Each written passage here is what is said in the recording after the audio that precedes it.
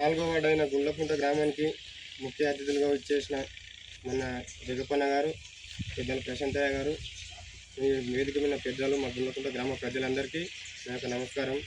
ఈరోజు గుండ్లకుంట గ్రామంలో కొంతమంది కొన్ని ప్రచారాలు చేస్తుండ్రు. ఎందుకంటే ప్రశాంతయ్య అని జగపన్న వేరు ఉన్నారు. వాళ్ళు క్యాండిడేట్ పెట్టిండ్రు, వీళ్ళు క్యాండిడేట్ పెట్టి కొంతమంది మాట్లాడుతున్నారు. అదేవిధంగా కొంత గ్రామ ప్రజలు కూడా కొంతమంది అయోమయంలో ఉన్నారు. ఎందుకంటే కూడంగల్ ఆయనకు టికెట్ ఇచ్చారని మన ఊరు అయితే బాగుంటుందని చెప్పి కొంతమంది మాట్లాడుతున్నారు. కానీ ఏది కాదు, వాళ్ళు పెద్దలే మన ఊరికి వచ్చారు కాబట్టి మేమంతా స్వాగతించినాం, ఊళ్ళందరం కలిసి స్వాగతించినాం. ఇది ఎవరు అనుమానాలు పెట్టుకున్నద్దు.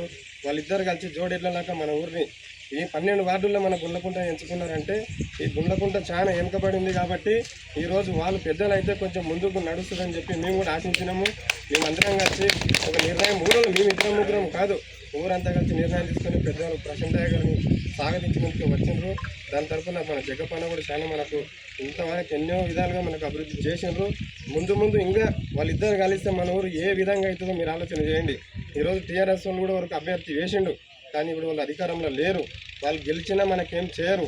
ఈరోజు 1,30,00,000తో మన ఊళ్ళో సిసి రోడ్లు కానీ డ్రైనేజీలు కానీ జరుగుతున్నాయి. ఇవన్నీ పనులు కావాలంటే మన ఊరికి మన ప్రశాంతయ్య గారు చెప్పినట్టు అయ్యని గెలిపించుకుంటే మనకు తొందరలోనే ఇందిరమ్మ ఇండ్లు కూడా వస్తున్నాయి. ప్రతి ఒక్కరికి ఇండ్లు ఇచ్చే బాధ్యత